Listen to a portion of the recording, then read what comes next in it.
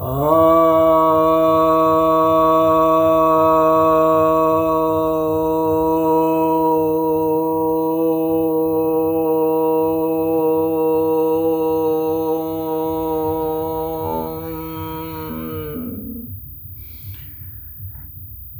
भक्तजनों को सप्रेम नमः। तो आज आपकी जिज्ञासा का समाधान लेकर आया हूं।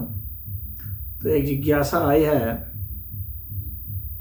क्या महाभारत का कोई पुरातात्विक प्रमाण है?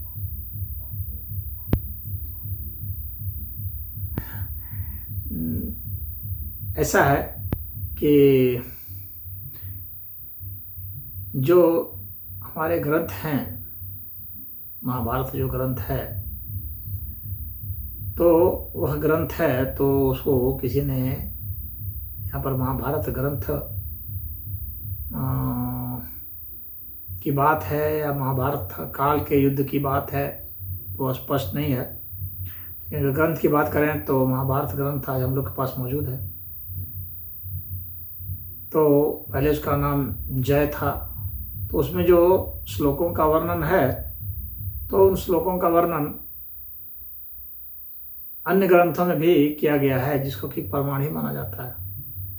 यानी जो दूसरे धर्म ग्रंथ हैं, यहाँ तक कि बौद्धों में भी इसका प्रमाण आता है, वहाँ भी महाभारत की घटना का जिक्र आता है। जैसे कि ललित विस्तर है, महावंश है, या बहुत सारे यात्री आए हुए संगफायान, उन लोगों ने भी इसका जिक्र किया है।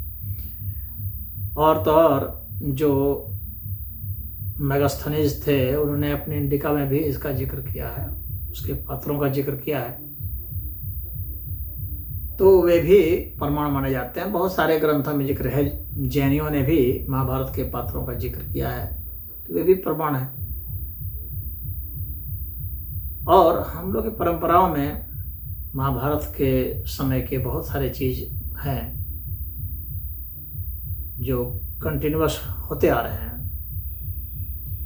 कई कई जगह मंदिरों में जो चित्र मिलते हैं और जो हम लोग की पूजाओं की परंपरा है, भाई भगवान कृष्ण का तो इतना समय से गुणगान होता चला आ रहा है। भगवान कृष्ण की मूर्तियां इतनी इतनी जगह मिलती आ रही है, तो वे सब प्रमाण है। अब 300 BC पहले के शैल चित्र भी मिले हैं, जिसमें बलराम और कृष्ण के वो तस्वीर है। सिक्के मिले हैं जिसमें कि बलराम हल लिया हुआ और भगवान कृष्ण का चक्र लिया हुआ वो है। लखनऊ के म्यूजियम में अभी भी बलराम जी का स्टेचू पड़ा हुआ है, जो बहुत पुराना है। वो भी 350 BC के आसपास का है। और जो खुद जो द्वारिका है, तो वहाँ पर भी मिले हैं। द्वारिका की खुदाई की गई, जो समुद्र में द्वारिका मिली है, जो वहाँ मैरीन जो रिसर्च करने वाले हैं उन लोगों ने खोजा था, मैरीन आर्कियोलॉजी वालों ने खोजा था।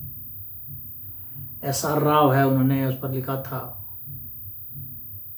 आर्कियोलॉजिस्ट बहुत बड़े, उन्होंने द मैरीन आर्कियोलॉजी लिखा हुआ है, द्वारिका मैरीन आर्कियोलॉजी। तो उस पर भी उन्होंने पूरा वर्णन किया हुआ है। वहाँ जो है काफ़ी वहाँ मंदिर तक भी मिले हैं द्वारिका में।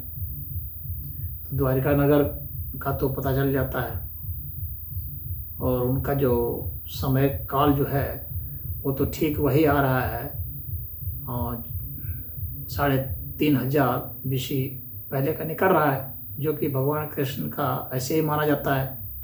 3225 जो है भगवान कृष्ण का माना जाता है BC, तो वो उस समय का भी निकल रहा है। महाभारत में जिस तरह के वर्णन हैं ग्रंथ में, रथ का वर्णन, हथियार का वर्णन, इस तरह का, तो उस तरह का तो जब ये बागपत के पास सिनौली है, तो वहाँ जो खुदाई हुई तो वहाँ पर वैसे ही मिले, और उस जमाने के मिले। तो महाभारत कालीन के करीब करीब उसमें जो बताया गया है वो सिनौली में मिली एक बहुत बड़ी खोज मानी जाती है, जो कि महाभारत को प्रमाणित करती है। तो द्वारिका की खोज, सिनौली की खोज, इस तरह से बहुत हैं तो जो प्रमाणित माने जाते हैं। और महाभारत ग्रंथ, गीता स्वयं जो महाभारत ग्रंथ का एक हिस्सा है, वह तो स्वयं ही अपने आप में प्रमाण है। और प्रमाण की जरूरत क्या है जब सामने में सब कुछ है उपलब्ध? तो गीता है हिंदुओं की आस्था परंपरा से चली आ रही है अनवरत। तो हिंदुओं को तो जरूरत नहीं है उस इतिहास की परंपरा की कि सिद्ध कर दें। जिसको सिद्ध वो करना है जाए इतिहासकारों के पास, वहाँ से जाके पूछे, खोजबीन जो लोग कर रहे हैं उनसे जाने। और जो लोग इस पर तुले हुए हैं कि नहीं ये महाभारत की घटना काल्पनिक है ऐसे ऐसे, तो मैं कहता हूँ कि वही लोग जो हैं वे सब फर्जी हैं और हिंदुओं के शत्रु लोग हैं। तो उनके इस ईर्ष्या से कुछ फर्क नहीं पड़ने वाला है। सत्य को अपने आप ही जो है प्रमाणित हो जाना है, उसके लिए लोग लगे हुए हैं, करने वाले कर रहे हैं। और प्रमाण भी धीरे धीरे सामने आ रहे हैं। जिस तरह के भी प्रमाण की जरूरत होगी वैसे वैसे प्रमाण आ रहे हैं जिसको प्रमाण चाहिए। भाषा बहुत बड़ा प्रमाण है। भाषा सबसे बड़ा, क्योंकि पत्थर तो मिट उठ जाते हैं लेकिन भाषा इतनी आसानी से नहीं मिटती। भाषा की आयु बहुत लंबी होती है। तो पाणिनि के ग्रंथ में भगवान कृष्ण का नाम है, उनका वर्णन है, अर्जुन का वर्णन है, बलराम का वर्णन है। तो पाणिनि का व्याकरण जो है वह खुद ही सिद्ध कर देता है कि कितना पीछे का है। तो पहले के बहुत सारे ग्रंथ हैं जो इसको सिद्ध करते हैं कि महाभारत हुआ था। पुलकेशिन द्वितीय का ऐहोल इंस्क्रिप्शन है। तो ऐहोल का जो अभिलेख है उसमें पुलकेशिन द्वितीय ने पूरा वर्णन किया हुआ है कि कितने समय में ये हुआ था। उनको भी अपनी परंपरा से पता चला था। तो बाकियों से भी उसका जो मैचिंग की जाती है तो उससे पता चल जाता है कि भाई यहाँ भी वही बात मिल रही है, इसके पहले जो वर्णन हुआ था वहाँ भी वही बात मिली है, ग्रंथ में भी वही बात लिखी है।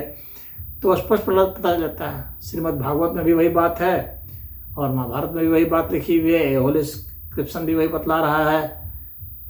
और जो पुरातात्विक प्रमाण जो मिल रहे हैं, जिसको कि लोग ज़्यादा प्रमाणिक मानते हैं मत वाले कि हाँ कुछ मिल गया, अवशेष मिल गया, तो वैसे अवशेष भी मिल रहे हैं, द्वारिका से मिल रहे हैं, तो उससे प्रमाणित हो जाता है।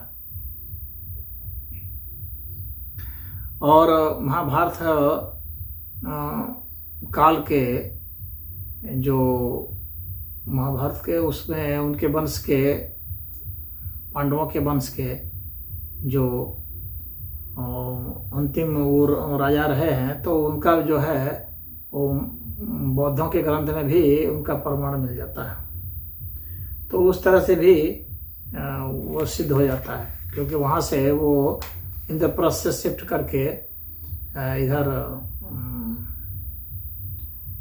उत्तर प्रदेश के ये कौशाम्बी के पास वे आया, कन्नौज के पास वे आते हैं। थोड़ा सा मैं यहाँ पर कंफ्यूज कर रहा हूँ, कौशाम्बी है या कन्नौज है, शायद कौशाम्बी ही है। तो वहाँ पर आते हैं, लेकिन आप लोग कंफर्म कर लीजिएगा। तो वहाँ से वे शिफ्ट होकर के आ जाते हैं। मेरे पास वैसे कहीं पर मैंने इसको लिख के रखा हुआ है, तो कभी ऐसा होगा तो मैं उसका डिटेल कर सकता हूँ। यहाँ तो अभी मैं आपके समाधान के लिए हल्का फुल्का इंट्रोडक्शन के लिए आया हूँ। तो कहने का मतलब है कि प्रमाण हम लोग के पास पर्याप्त हैं, महाभारत के पुरातात्विक प्रमाण। और विशेष अगर आपको जानकारी चाहिए तो फिर आप इतिहासकारों से संपर्क करें, वहाँ से आपको मिल जाएगा। हरि ओम।